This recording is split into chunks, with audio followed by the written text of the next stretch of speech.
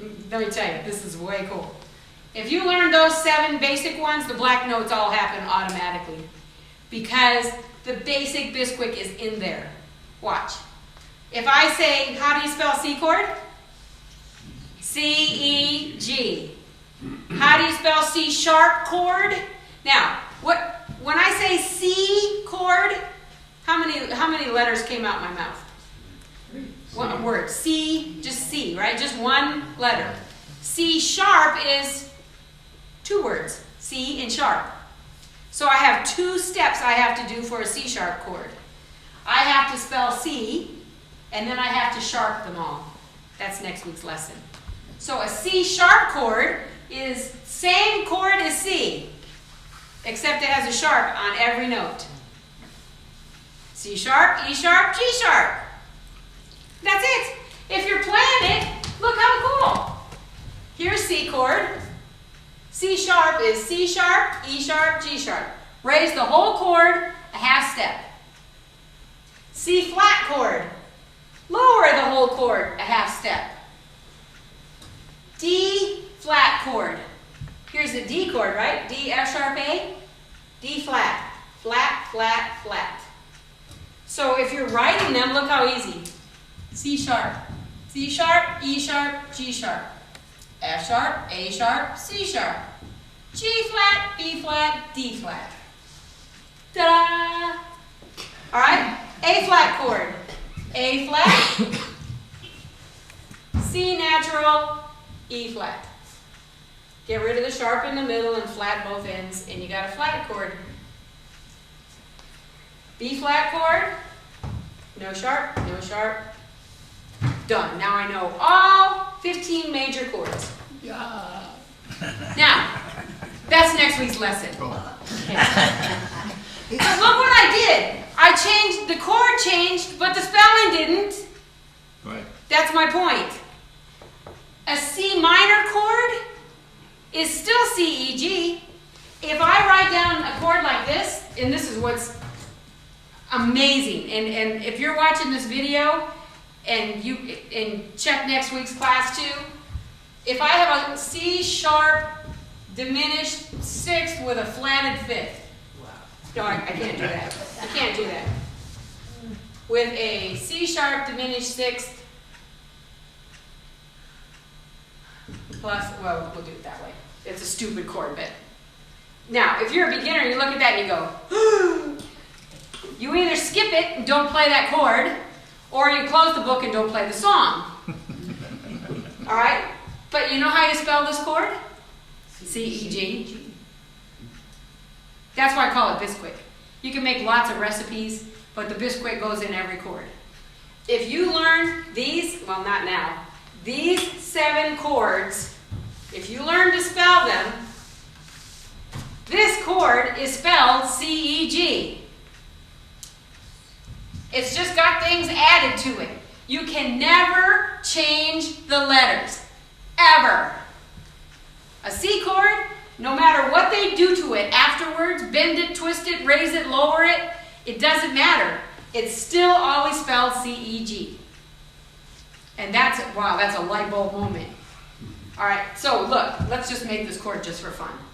Then you just look at the recipes and you do what it says. Sharp means sharp the whole chord. Diminish, flat the 3rd, flat the 5th. This is the 3rd, that's the 5th. First step of the scale, 3rd step of the scale, 5th step of the scale. Okay? Add the 6th. That's an A. Nope, it's an A sharp. And then plus 5 means sharp the 5th. So look, I can add to it. I can sharp notes, I can flat notes, but I can't change the letters. So an E flat minor 9th would be spelled E-G-B, right? The letters are always in the chord, no matter what they do to it. All right, so here's your assignment this week. I want you to memorize those 7 chords, okay? But C is going to be our focus for playing. All right, so here's what we're going to do. Great. Play a C chord in the root position. C, E, G. All right, we're going to go to the organs and we're going to play C, E, G. Then we're going to flip it over and take the C note that's on the bottom and put it on the top. And then we're going to flip it over again and take the E note on the bottom and put it on the top. And then, then we're going to flip it over again and we're back to the root. All right, now I can keep going all the way up the keyboard, can't I? Okay.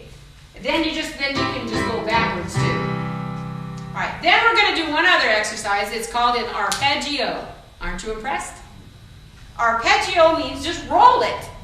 So you just take the C chord and you lay your hand out like this. So you're going to play C with this finger and C with your thumb.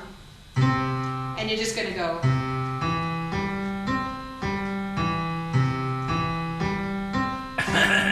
C, E, G, C, G, E, C. Can you talk to these people that are coming in? Okay, so C, E, G, you're going to go up, and you're going to come back. All right, everybody with me?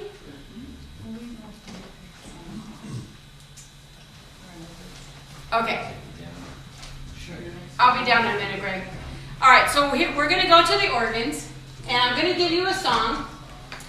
And some of you might not want to play this song for a while because the chords are not very easy.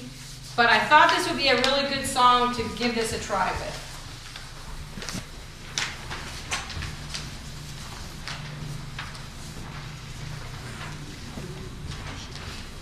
All right. All you want, it says up on the top right, put the choir on the upper.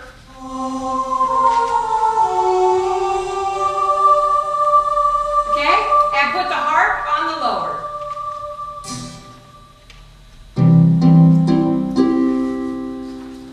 All right, now, if you're playing the piano, you just put on the piano, because here's what you're going to do.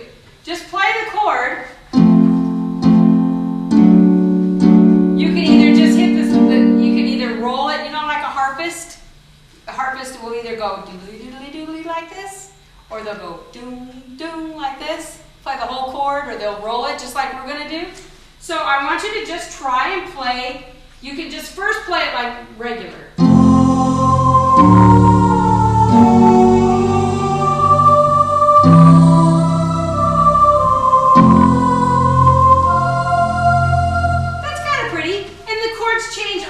Enough that you don't have to do much with your left hand, but it's going to sound a lot prettier if you do this.